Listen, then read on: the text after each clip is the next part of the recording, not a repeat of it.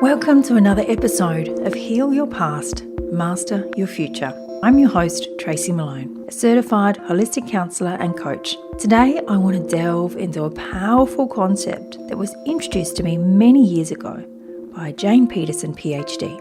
It was in an article she wrote, and it's called Who is Driving the Bus? This visual representation has stayed with me and serves as a valuable tool in my work with clients across various areas. It is not unusual for me to be continually asking my clients, who's driving the bus? Who's driving the bus right now?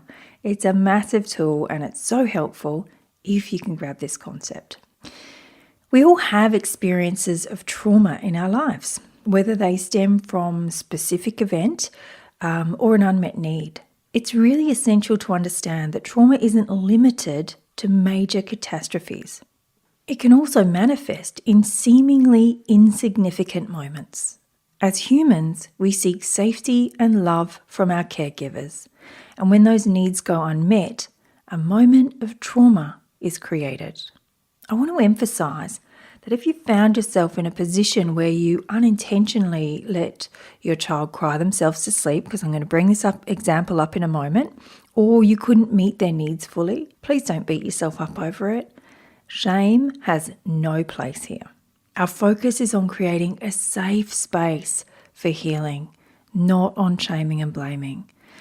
So take a deep breath, knowing that you are safe, seen, and completely supported in this moment.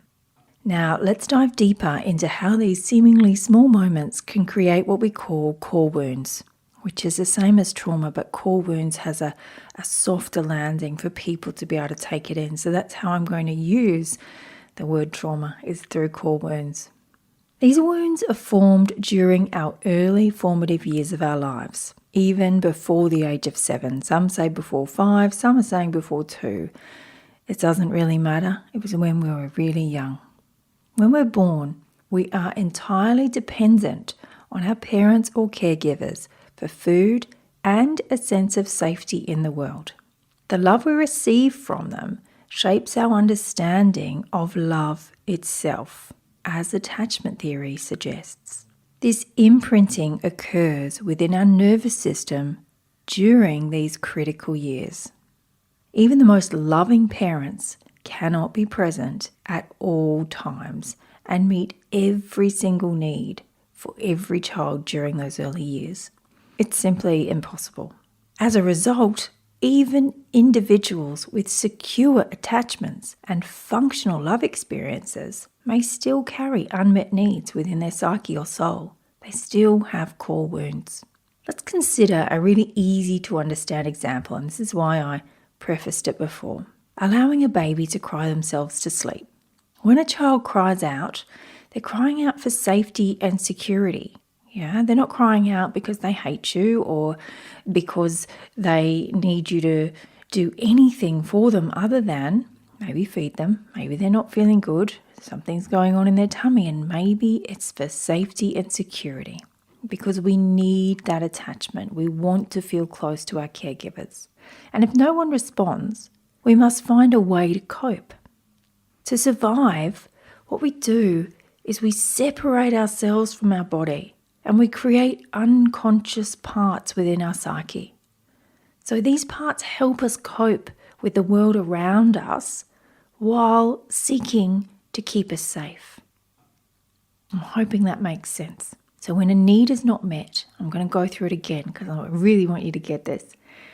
When a need is not met, when we're calling out for a caregiver and they're unable to come, we go into massive overwhelm. We go into probably a trauma response, fight, flight, freeze, something like that happens within our nervous system, which is massively overwhelming. When that moment happens, we split off from our psyche and we split another part off into our psyche. And that part goes within us and embeds itself in our nervous system. And when you think your baby is self-soothing, what they've actually done is they've found a coping mechanism. Not soothing, coping. They're very different. Again, don't beat yourself up if you've done this for your children. You can help them anyway.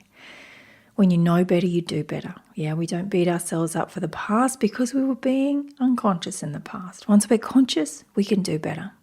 So once that part of us splits off and it beds itself in our psyche, we go on and we grow up as adults, but we've still got these little parts of us that split off back in our childhood that are within our nervous system, within our soul or our psyche.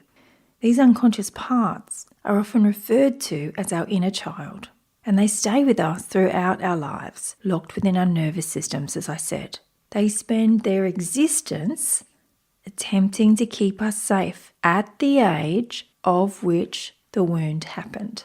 So as we grow, so if a wound happened to me when I was 2 years old and I'm now 48 years old, that means that when this wound appears and this part of me is trying to keep me safe, that part of me, that part of my psyche, my inner child wounded, is doing that as a 2-year-old. She's not doing it as a 48-year-old. She remains at the age she was back then. She stayed frozen in time. She split off from my psyche and she's cruising around with me, and her job, she believes, is to keep me safe. This is where the concept of the bus comes in. I hope you're with me. Imagine all the moments in your early life when your needs went unmet and your psyche found ways to cope, like we spoke about. Each one of these experiences, whether a fright, an unmet need, or an event trauma, it doesn't just pop it into our psyche, split off and pop it into our nervous system. It also adds another passenger to your bus. Your bus represents your psyche or your soul, where all parts of you reside. It's an external visualization of what you carry within your nervous system. Not just you, all of us. This is a human condition. We all have it. Throughout your life, at any given moment, one part of your soul, your unconscious, so until these parts of us, we become conscious of them, they are the unconscious, yeah? As Jung would describe it, the unconscious. These will attempt to keep you safe. When you enter a relationship, this part has a say in who seems like the best fit for you. That feeling of attraction you experience when your eyes meet someone new cannot solely be attributed to your adult secure self. It is a nervous system response, a feeling that arises without a single word exchanged. Therefore, it stems from your unconscious. Specifically, from the part of you on the bus, behind the driver's wheel saying, "I know, choose that one."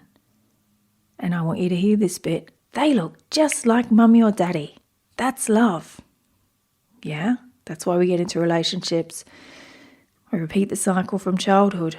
Because when we're 2, we receive love exactly as it's given from our parents. We don't understand it's dysfunctional. We don't understand that it's not secure. We just take it as being love. So if that 2-year-old is driving the bus when you meet someone, she's going to pick someone who looks just like mummy or daddy and how they gave you love when you were 2. Pretty wild, huh? So as you consider now the multitudes of parts that split off during childhood and even through adulthood and reside on the bus, you begin to realize how your unconscious can dictate your life while you perceive it as fate or the universe. Why did the universe bring me this partner into my life? Why did the universe put me into this job? The universe says yes. The universe brings you whatever it is you want.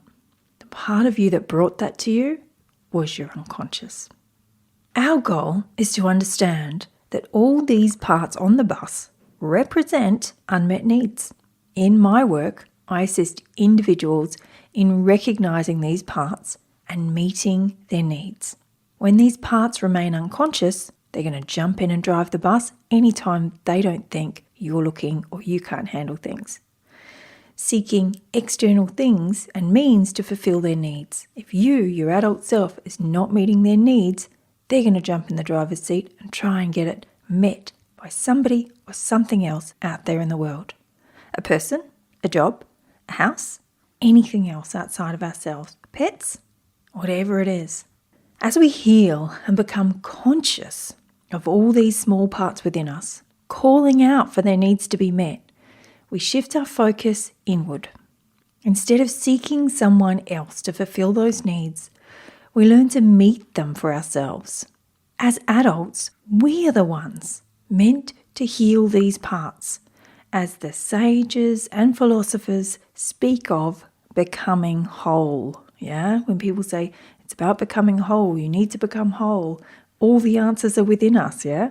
We are the ones we've been searching for, and we are the ones who can heal ourselves when given the right tools. Clients who grasp this concept often experience profound transformations in their lives.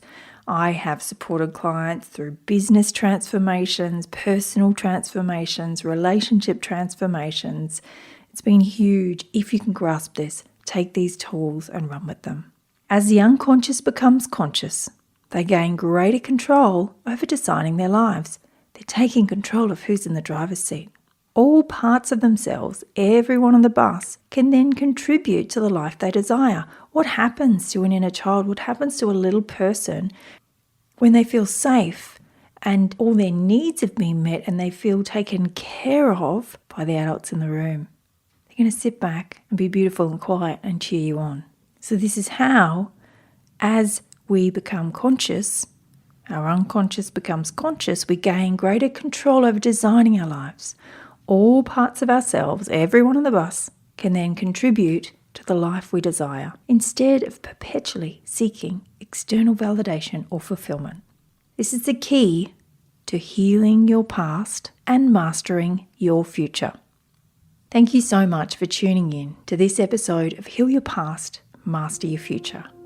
I hope you found our exploration of the bus metaphor and the impact of the unconscious on our lives enlightening. If you're ready to embark on your own journey of healing and personal transformation, I invite you to visit my website at www.tracymalone.com.au.